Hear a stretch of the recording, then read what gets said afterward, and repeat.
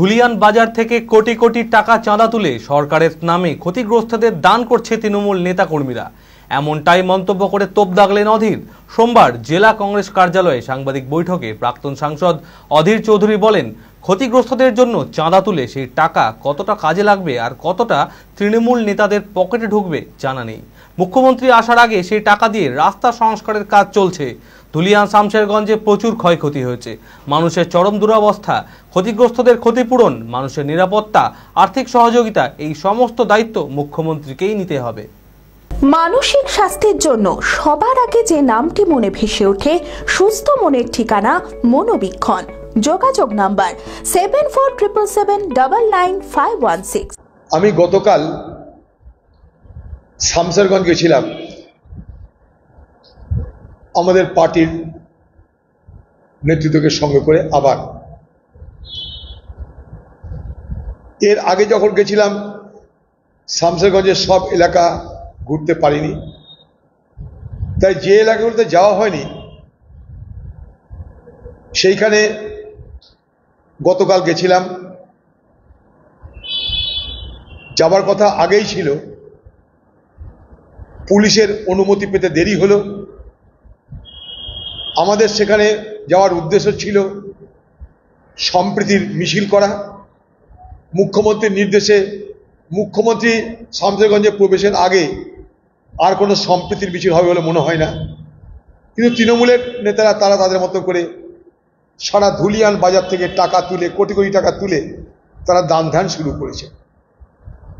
এই দান ধ্যান করছে তারা সরকারের নামে, কিন্তু গোটা ধুলিয়ান বাজারে এই দাঙ্গাকে সামনে রেখে, এই হিংসাকে সামনে রেখে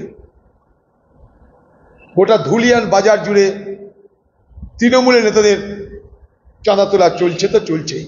কোটি কোটি টাকা চাঁদা তোলা হয়ে গেছে। কতটা লোক পাবে তা আমরা জানি না, কতটা তৃণমূলের নেতারা মারবে তা আমরা জানি না, কিন্তু টাকা তোলার কোনো অন্ত নেই। 5 তারিখে মুখ্যমন্ত্রী নাকি আসবেন শুনলাম। তার আগে শামশেরগঞ্জ এলাকায় মুখ্যমন্ত্রী হেলিকপ্টার থেকে নামার পর যে রাস্তায় যাবেন সেখানে খানা খন্দ সব ভরি দেওয়া হচ্ছে, ঝকঝকে তকতকে রাস্তা তৈরি হচ্ছে। বাংলার মুখ্যমন্ত্রীকে বলবো, ঝকঝকে তকতকে রাস্তা নিশ্চয়ই তৈরি হওয়া উচিত, কিন্তু শামশেরগঞ্জের পরিস্থিতিকে স্বাভাবিক করতে এখনো বহু বহু বহু পদক্ষেপ নিতে হবে বলে আমি মনে করছি। আমি গেছিলাম কালকে যে কটা গ্রামে, অন্তত 100-এর উপরে মানুষের বাড়িঘর ভাঙা দেখেছি, আগুন লাগানো দেখেছি। আমি ধুলিয়ান বাজারে গেছিলাম, সেখানে শিব মন্দিরের পাশে একটা বাজার, সেখানে দোকানপাট পোড়ানো দেখেছি।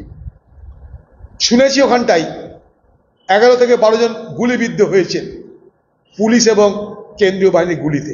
মানে পুলিশের নির্দেশে গুলি চালানো, তাতে কেন্দ্রীয় বাহিনীর ভূমিকা। 12 থেকে 13 জন গুলিবিদ্ধ। তাদের কাছে উপযুক্ত ক্ষতিপূরণ শুধু নয়, তারা যেন আবার পুনরায় তাদের ব্যবসা বাণিজ্য রুটি রুজির ব্যবস্থা করতে পারে, আপনার সে বিষয়ে দাবি থাকবে। Hello bike lovers, something exciting is coming very soon at Baharampur. Premium motorcycle range 200cc থেকে 440cc হার্লে ডেভিডসন পর্যন্ত, সাথে world class Vita electric scooter with removal battery, যার নাম গিনেস বুক অফ ওয়ার্ল্ড রেকর্ডে রয়েছে। 30 এপ্রিল 2025 শুভ উদ্বোধনে আমাদের শোরুমে আপনারা সকলেই আমন্ত্রিত। বিশদে জানতে কল করুন 8348688612 এই নম্বরে। ঠিকানা কদবেলতলা, পঞ্চাননতলা, বহরমপুর, মুর্শিদাবাদ।